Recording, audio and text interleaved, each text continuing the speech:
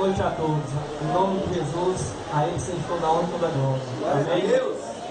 Todos que estão aqui, nossos amigos que nos visitam aqui essa noite, irmãos, sejam muito bem-vindos à casa do Senhor, conjuntamente para adorarmos a Deus.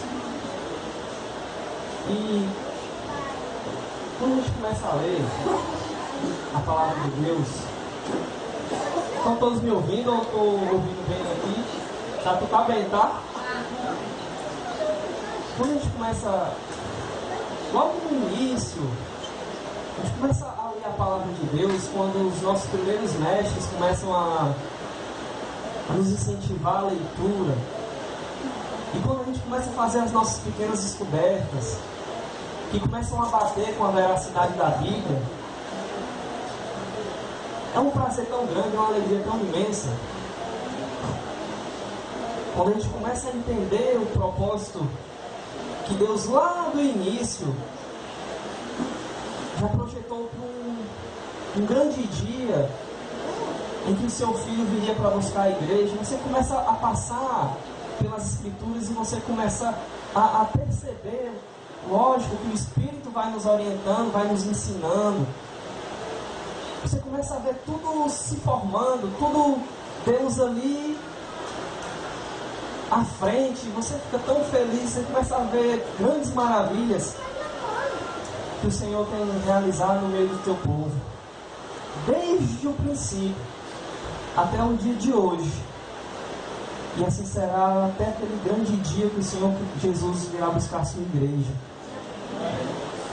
E eu gostaria que a igreja abrisse comigo essa noite em 2 Reis, capítulo 5.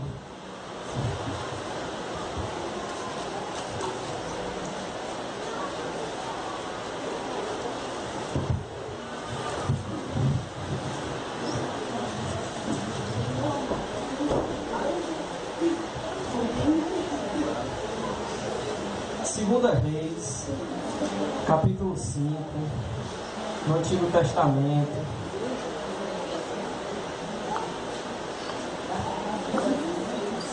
Livro dos Reis. E voltando a ler o Antigo Testamento, aí eu me deparei aqui com essa passagem, com essa narrativa desse homem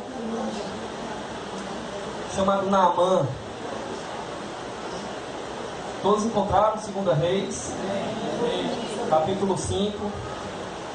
Só para a gente entender um pouco todo esse universo, todo esse contexto dos reis, na qual a Bíblia aqui nos ensina e vai nos mostrar. O povo de Israel, a nação, em toda a sua história, a gente vai ver momentos de guerra, momentos de luta, momentos do povo em uma terra e lá se estabelecendo, guerreando com outras tribos e outras nações que eram impiedosas, que ofereciam muitas vezes, em algumas delas, suas próprias crianças, as suas divindades. E tantas outras coisas que lá, quando a gente observa, a gente fala, meu Deus, o que é isso? E Deus dava vitória ao seu povo. E o seu povo conquistava.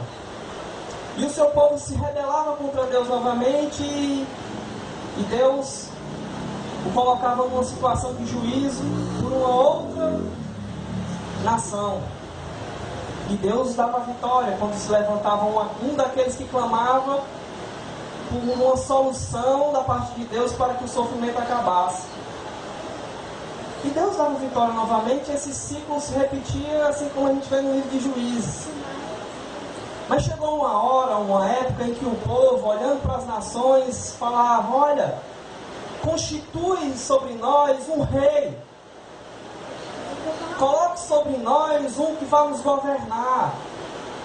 Coloque sobre nós um que vai ali exercer com mão forte sobre os nossos inimigos, sobre os nossos adversários, que vai nos conduzir. Assim dizendo ao profeta Samuel. E Deus, ele fica como um pai, como qualquer um pai, ficou ali naquela situação um tanto quanto decepcionado com essa atitude do povo, com esse pedido do povo. Porque Deus já estava conduzindo o povo, já estava dando ao povo as suas vitórias, a terra, o pão de cada dia, os seus cuidados. Mas o povo pediu que colocasse sobre ele um homem, um ser, um rei, porque eles viam nas outras nações que assim eram, e desejaram, olha, coloca um rei. E Deus fala para Samuel, vai, constitui. Porque não foi a ti, Samuel, que eles ofenderam a mim. E aí surge o primeiro rei da nação, Saul. Consequentemente, após os seus delitos, as suas desobediências perante o Senhor, Deus levanta o rei Davi, o segundo. E Davi, aquele jovem, aquele adolescente, aquele jovem cheio de vigor, que era desprezado em sua casa, se torna um rei da nação. Porém ele cai. Ele não era perfeito. E comete um dos maiores absurdos quando a gente vai olhar nas escrituras. Mas no final da história, Deus o chama de um homem segundo o seu coração. E Davi passa e levanta-se o seu filho, Salomão. O homem na qual as escrituras vai dizer que teve grande sabedoria. Que homem algum na terra passará com a tamanha sabedoria como de Salomão. Em um momento da sua vida ele fica perturbado com suas mulheres e os deuses que elas ofereciam a ele. Um homem tão sábio se permite por algum momento da história se enveredar pelos deuses das suas 300 esposas e 700 concubinas, 1000 mulheres. Mas depois ele, já na sua velhice, ele vai falar que todas essas loucuras que ele viveu e tantas outras coisas, como tudo na mão, toda bajulação, tudo que um rei poderia ter, ele vai dizer que tudo isso é como correr atrás do vento. Você já tentou correr atrás do vento? Tentou pegar o vento? É como correr atrás do vento, é em vão, é inútil. Porém ele se levanta do seu trono, porque ele reconhecia que o trono de fato não era dele, era de Deus. E fala, porém, a verdadeira ciência, a verdadeira sabedoria é agradar a Deus em todas as coisas. Essa era a verdadeira sabedoria. E Salomão passa. E esses 3 primeiros reis são os 3 primeiros reis na qual conhecemos como o reinado unificado. O reinado ainda em unidade, em união com as 12 tribos de Israel. E quando Salomão fecha os seus olhos, o seu filho, chamado Roboão, olha o nome do cara, Roboão, se levanta no trono e escuta o clamor da nação. Olha, alivia-nos o imposto, rei. O povo já estava cansado. Olha, não se engane, esse negócio do imposto, ó, foi desde sempre, viu? Desde sempre. E a tendência é piorar. E o povo fala, alivia-nos o imposto. Roboão escuta aquilo e vai consultar os sábios, os mestres, os anciãos ali. E lá chegar, fala que o povo estava reivindicando a ele e os sábios falam, olha, alivia, faz isso. Nós somos um império, ou nós somos um reinado próspero. Estamos indo bem. Ainda há paz aqui entre nós. Faz isso, alivia o imposto. Que esse povo vai cair na tua graça.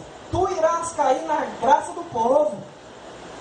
Ele sai ali com aquilo no coração, porém ele vai do outro lado consultar uma juventude doida, nércia,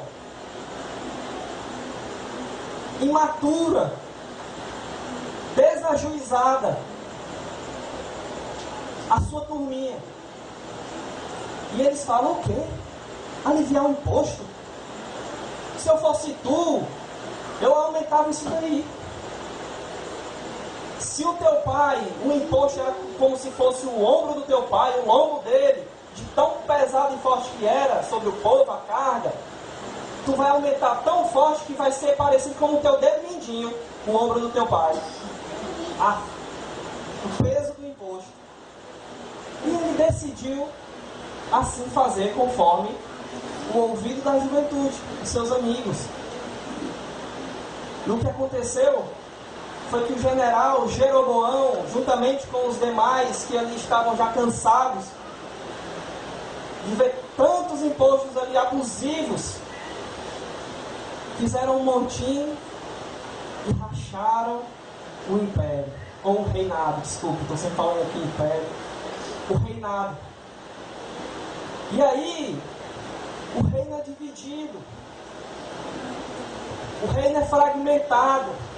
Se juntos eles já passavam um grande aperreio em meio às suas lutas, aí Deus ia livrá-los. Imagine agora separados, divididos. E inicia-se aí o reino dividido, desunificado, apartado. Um grupo foi para um lado, um grupo foi para o outro. Um grupo foi para Judá, capital Jerusalém, o reino do sul. Outro grupo foi para o reino do norte, Israel, capital Samaria. E assim viveram. E todos os reis do sul, em grande parte, alguns foram bons, outros foram maus. Mas no reino do norte não teve um só rei que prestou. Todos se encurvaram perante outras divindades e tantas outras aberrações. E perderam sua identidade. Porém, o reino do sul constituiu ali o povo judeu. O reino do norte constituiu o povo samaritano. Aí você lembra daquela passagem quando Jesus ele chega no poço de Jacó e lá estava uma mulher puxando água. Jesus era judeu. E aquela mulher que estava tirando água, ela era samaritana. Porque havia uma rivalidade entre os judeus e os samaritanos até os dias de hoje. A Judéia até os dias de hoje e aquelas regiões circunvizinhas onde Samaria, depois de exílios, voltou ao redor, ficaram em briga até os dias de hoje, por N motivos. N motivos, mas aqui se tratando mais de questões religiosas e geográficas. E os judeus e os samaritanos não se dão bem. E aquela mulher vê quando Jesus se aproxima dela e fala: como pode? Ser tu, homem judeu? Falas comigo que sou mulher samaritana. Mas é tão lindo que Jesus fala para ela: mulher, se tu soubesse com quem tu fala, eu te daria a água que nunca mais tu voltaria a ter sede. Se tu soubesse com quem tu fala. Então o texto que nós vamos ler agora, essa noite, é todo esse contexto de reino unificado, reino dividido e guerras. E daqui, eu creio que Deus nos dá lições para as nossas vidas, amém? E vamos orar. Pai, no nome do teu Filho eu te agradeço por teu amor, por tua graça, por tua misericórdia, por teu perdão. Hoje vivemos num reino, Senhor, que nunca mais acabará. O reino na qual o rei é justo. Aliás, ele é rei dos reis. Ele é justo. Ele é fiel. Ele é amor. E é no nome dele, Senhor Jesus, que nós te agradecemos.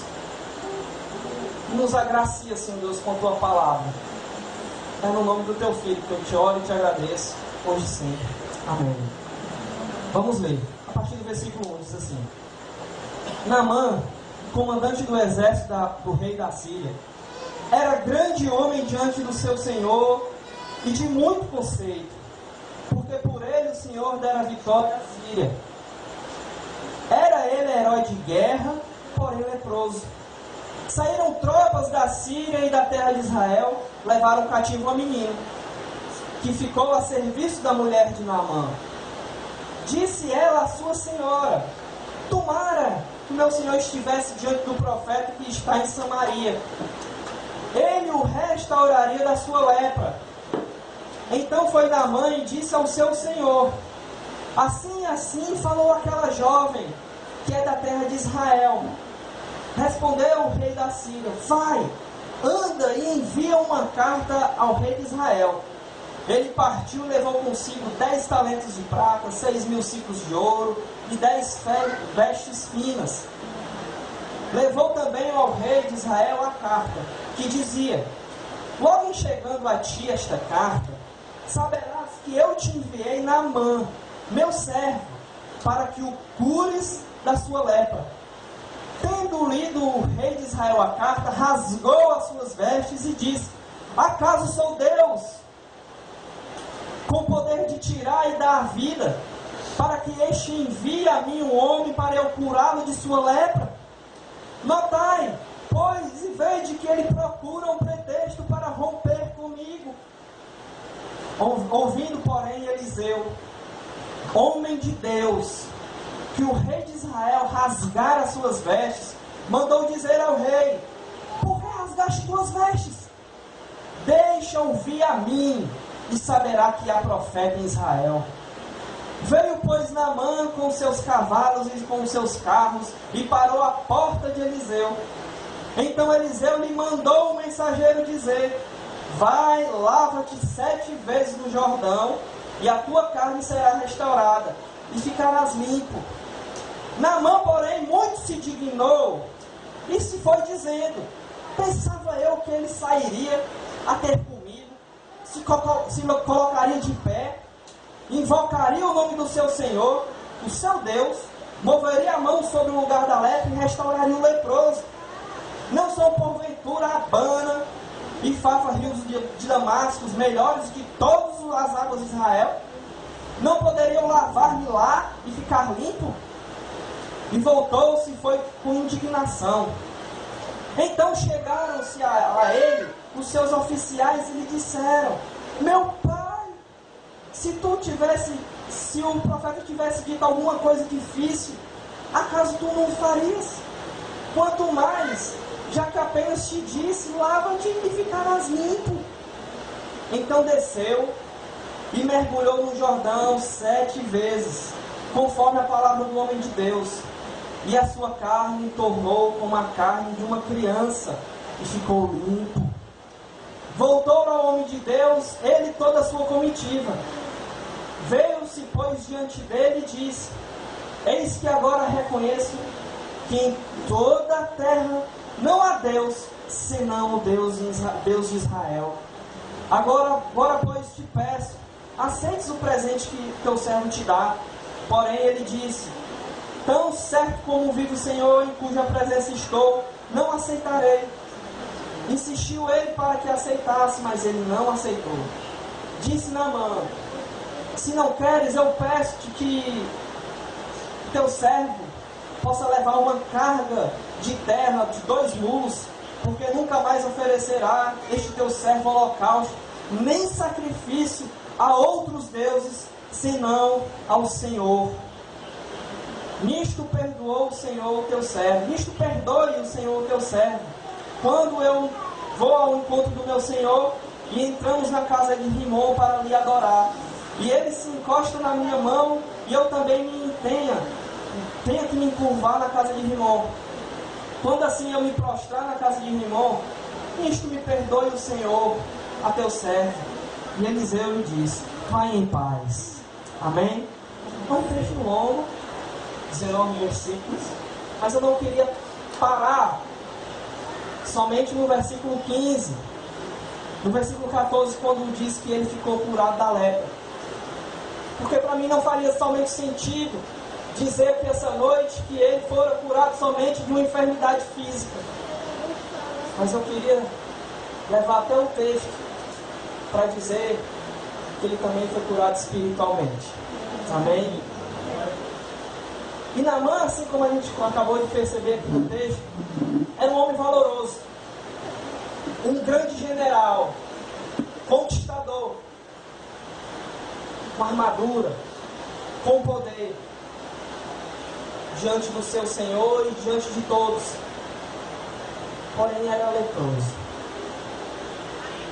E aquela lepra, aos poucos estavam consumindo, estava acabando com essa potência toda que se apresentava aquele homem perante as nações.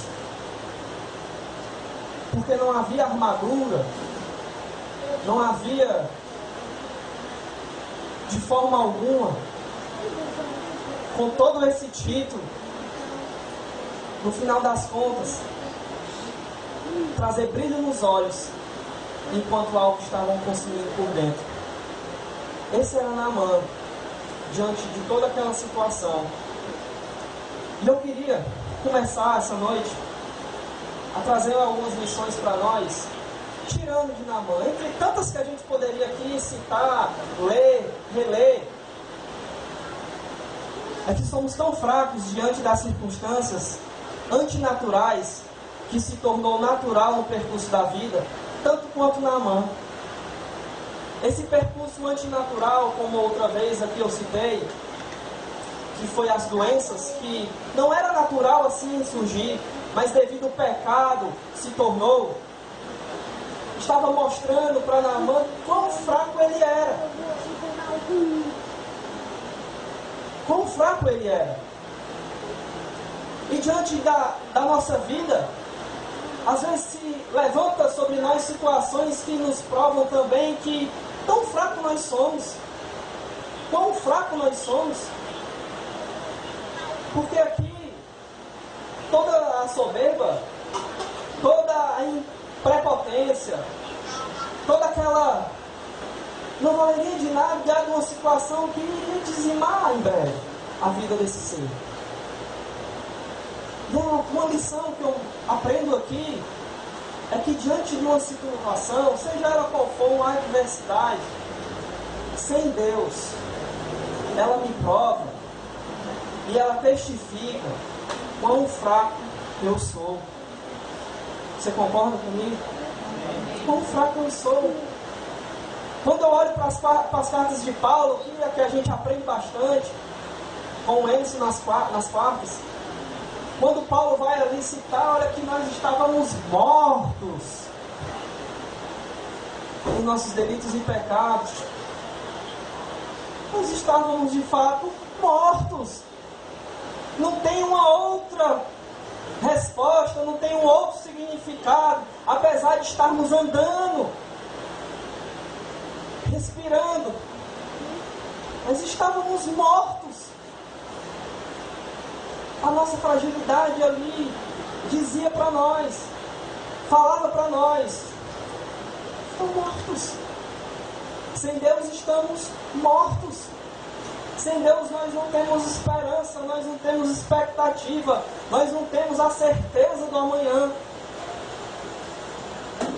E aqui Naamã, em meio a uma luta, uma guerra, uma vitória, creio eu que nessa situação, meu Deus, era chegar em casa, quando tira aquela armadura, uma coisa que mostra aquele poderio, uma armadura de um oficial mostrava quem ele era. Quando ele tira aquela armadura, ele começa a se desarmar e ver por dentro o que de fato ele era. Meu Deus! Quantas vezes a gente já passou por uma situação como essa? Espero que em todo momento que se um dia passarmos por essa situação, que o nosso coração se quebrante, porque nada nós somos. Nada nós somos. Quando eu vejo a falar que do pó viemos ao pó voltamos, que dessa vida não levaremos nada, meu Deus, quanto eu preciso estar diante de Ti, quanto eu preciso estar diante da Tua presença, aprendendo mais de Ti, fazendo com que essas situações não me vençam, porque eu sei que Tu estás comigo, porque é só com o Senhor. que situações como essa se apresentam diante de nós, nós só não caímos porque Deus nos sustenta, porque Deus nos levanta, porque Deus disse que estaria conosco todos os dias. E até então, esse homem chamado Naamã, ele não tivera a oportunidade de ouvir sobre um Deus que poderia fazer algo por ele. Nós não sabemos por quanto tempo ele estava com essa enfermidade. Mas não importa. Acredito que o momento era de dor na vida de Naamã. Então essa primeira lição, seja nós, em qualquer situação da nossa vida, ou qualquer título que a gente possa ter, ou qualquer classe, ou qualquer cor, nós somos fracos diante das adversidades, se não com o Senhor em nossas vidas. Uma segunda lição que eu aprendo aqui nesse texto é que precisamos ouvir os bons conselhos e fazer cair a nossa arrogância e altivez. No versículo 3 diz assim: disse a sua senhora, aquela jovem falando, tomara que o meu senhor estivesse diante do profeta que está em Samaria, ele o restauraria de sua lepra. E versículo 13: então se chegaram a ele seus oficiais e lhe disseram, meu pai, se te houvesse dito o profeta alguma coisa difícil, acaso tu não farias? Quanto mais apenas te disse, lava-te e ficarás limpo. Ele tinha que, Naamã tinha que engolir o seu orgulho, a sua altivez, a sua arrogância, a sua prepotência, para que algo na sua vida pudesse fazer sentido e ter valor. Primeiro, eu acho uma coisa tão interessante aqui no texto, que se fosse lá em Israel, ele já era morto. Ele já tinha sido abandonado. Logo eu percebo que os sírios aqui tiveram mais amor e compaixão do que os israelitas tiveram em toda a sua história. Porque eles pegavam o leproso e já jogavam bem longe. Mas Deus aqui já tinha um propósito na vida de Naamã. Porque ele obtinha vitória por meio de quem? De Deus. O texto vai dizer que Deus dará vitória a Naamã. Deus que o conduzira. Mas ele ainda assim precisava nele ser quebrado. Algo que às vezes impera em muitos de nós, ou imperou durante muito tempo em nossa vida. A arrogância, a altivez, a prepotência de que não precisamos mais de nada, basta eu fazer isso e isso aqui, vou conduzir minha vida, aleluia, amém. Mas nós precisamos de Jesus para chegar até o Pai, porque pelas nossas próprias forças nós não encontraremos esse grande lugar, essa grande morada, se não for nele, em Jesus nosso Senhor. E aqui Naamã ele tinha que ouvir a serva. Ele teve que ouvir a serva e não era assim. Não se dava ouvido a servos. Servos somente obedeciam o que os seus senhores determinavam. Servos somente faziam isso. E os seus senhores ficavam ali sempre por cima. Totalmente diferente do que Jesus nos ensinou. Ele disse, olha, aquele que quer ser o maior, que seja o quê? O menor. E servo de todos. Que lindo. E aqui Deus vai tratando isso em Naamã. E ele começa a dar ouvidos, porque na hora do desespero, meu amigo, graças a Deus que ele está indo para o lugar certo.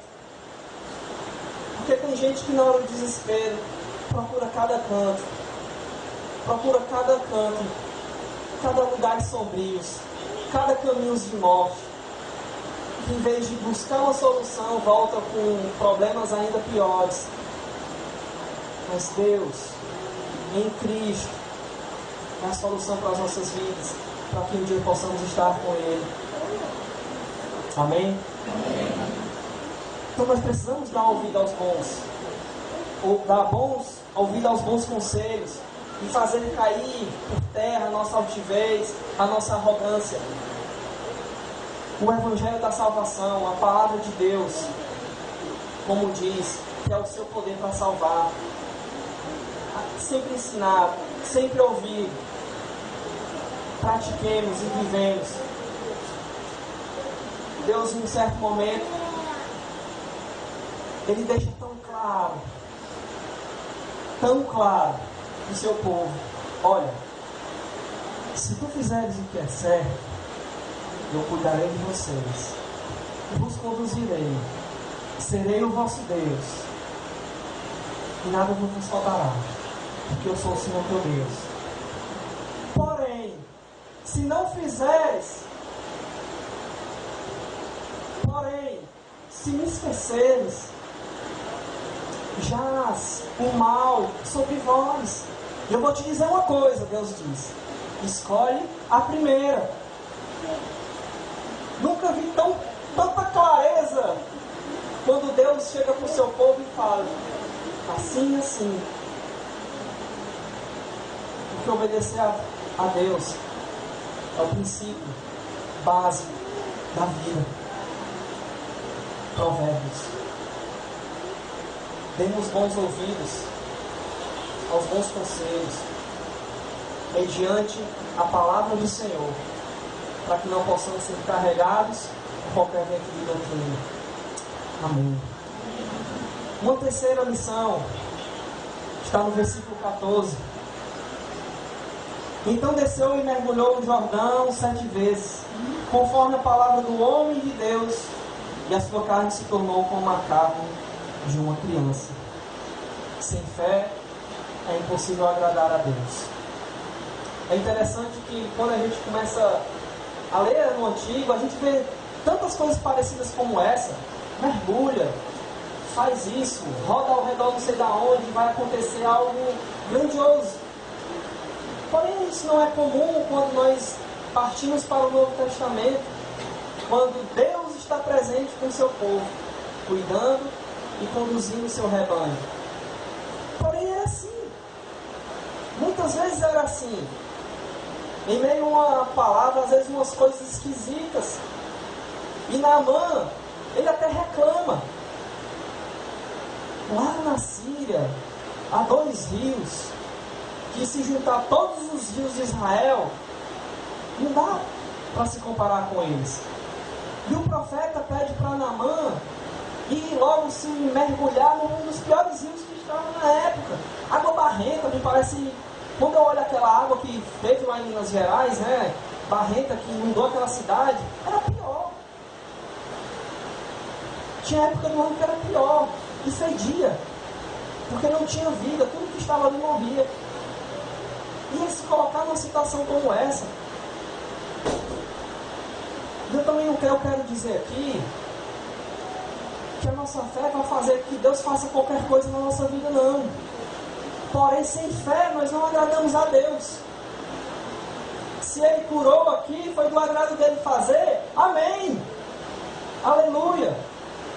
Porém, nós temos que ter fé e agradar a Deus, independente das circunstâncias, independente da situação. Foi do agrado de Deus curar, mas também poderia ser do agrado de Deus assim também não fazer. E às vezes nos é pregado, e nós escutamos tanto por aí, que Deus tem que fazer. Deus tem que fazer acontecer para fazer valer. Você já ouviu falar isso já? Porque se Deus não fizer, esse Deus não presta, esse Deus me livre. Situação.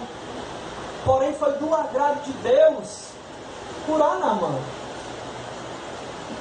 E Naamã, com sua fé, agradou a Deus, mediante a obediência determinada pelo profeta em sua vida.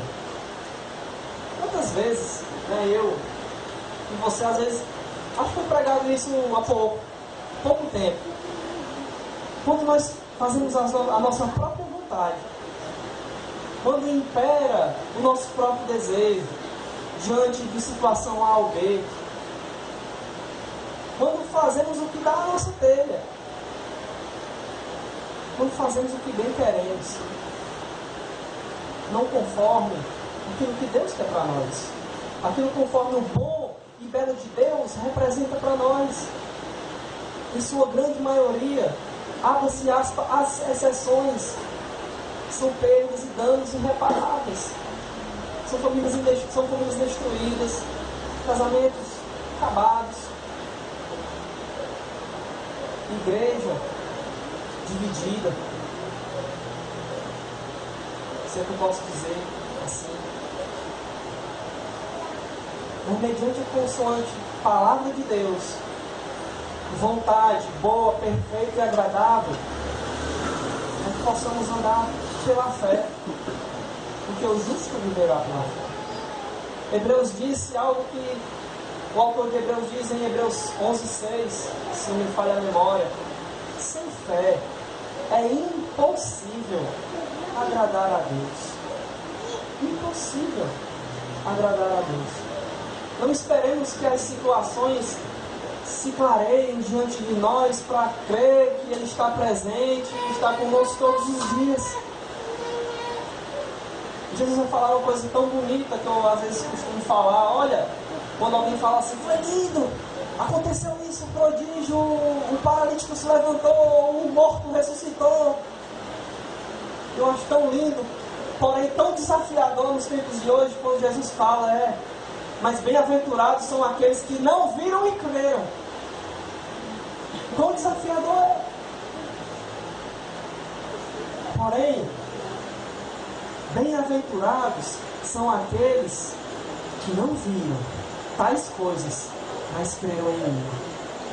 E a igreja do Senhor é chamada a crer nele, a crer que Ele está presente, a ter essa fé de que Ele está conosco todos os dias, mediante a luta da vida. Ele está conosco, irmãos. Ele está conosco todos os dias. Porque sem fé é impossível nós agradar a Deus. Uma quarta lição é que o melhor lugar a se estar é rendido aos pés do Senhor. Leia comigo o versículo 15.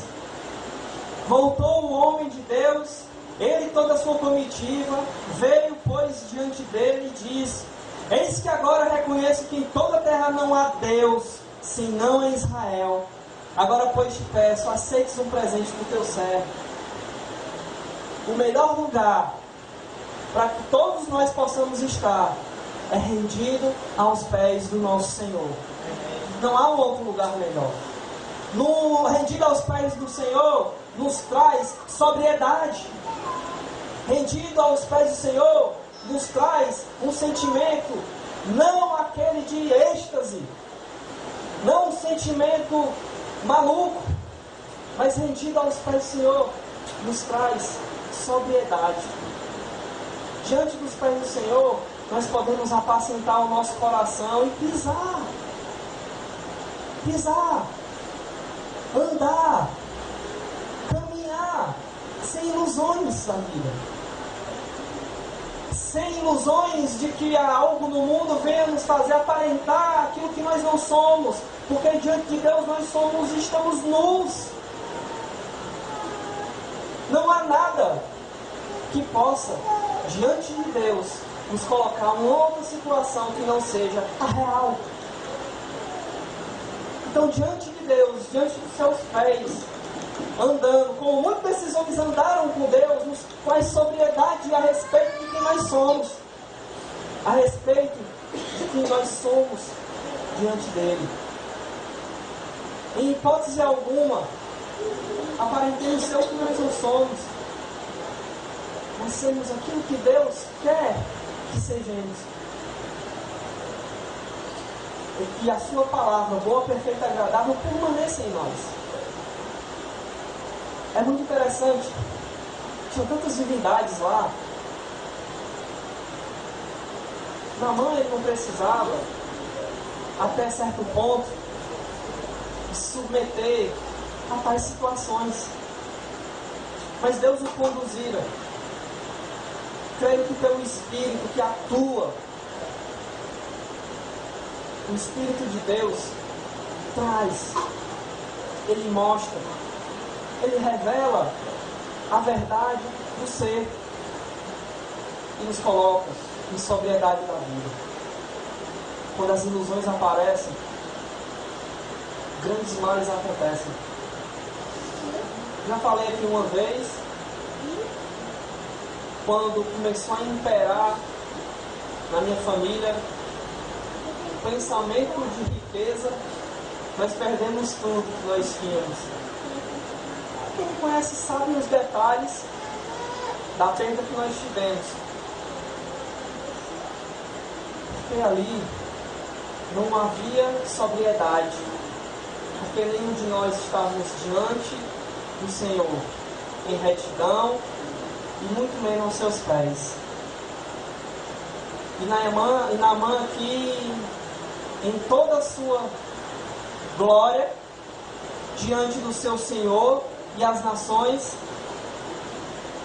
ele proclama algo que eu falo como Jesus disse a Pedro, naquela grande revelação de Pedro: olha, quem vos fez revelar essas coisas foi o Espírito. Que te faz revelar essas coisas é o Espírito.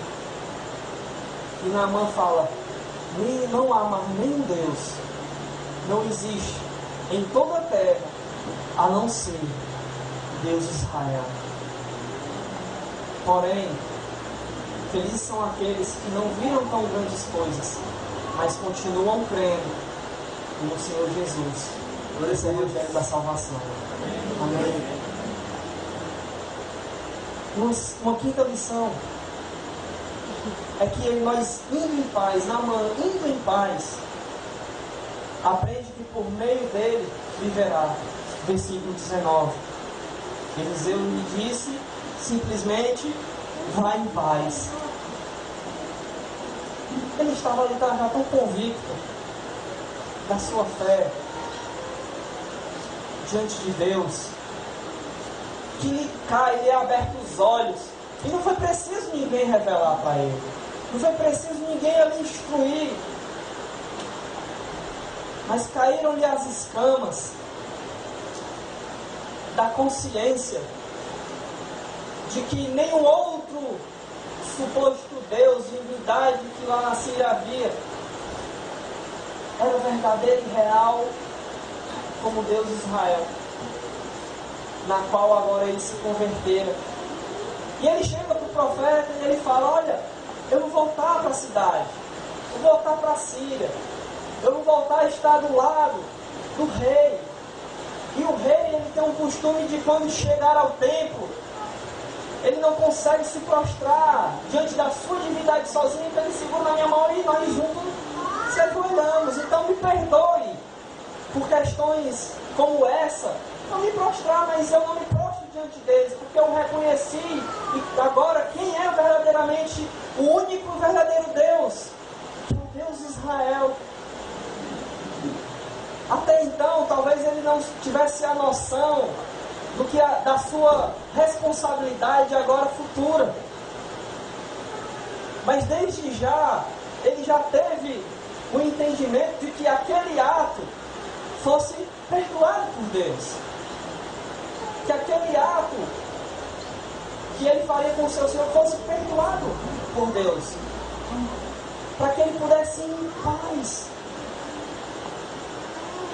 Para que ele pudesse se erguer em paz, onde quer que ele estiver, o profeta, ele não quis: não, senta aqui comigo agora, vamos passar aqui um ano, para que tu possa voltar, e quando chegar lá, tu vai causar o terror, tu vai se tornar um chato, tu vai desobedecer o teu Senhor.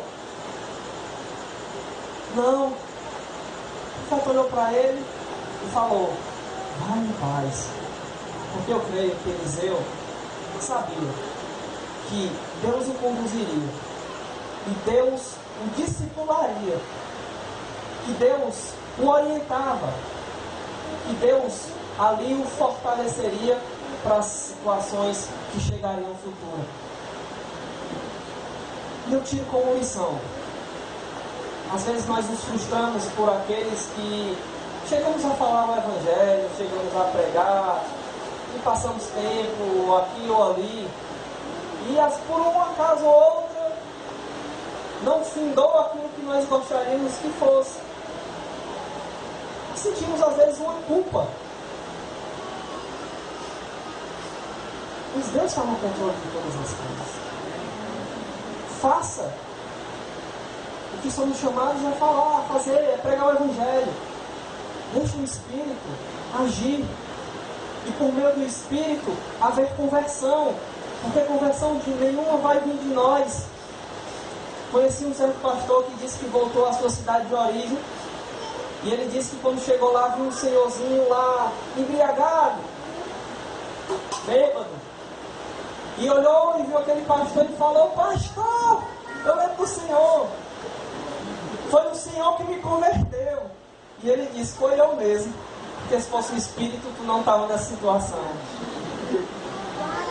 Porque o Espírito Santo de Deus possa estar livre para agir e operar a sua grande e maravilhosa graça nos corações de muitos que ainda chegarão a este reino na qual todos nós pertencemos. Amém? Então, como Naamã, para a gente concluir,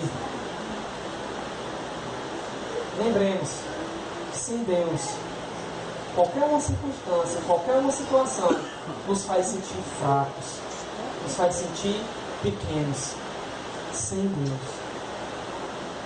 que precisamos dar ouvidos à palavra do Senhor, aos bons conselhos que o próprio Deus nos ensina e nos instrui.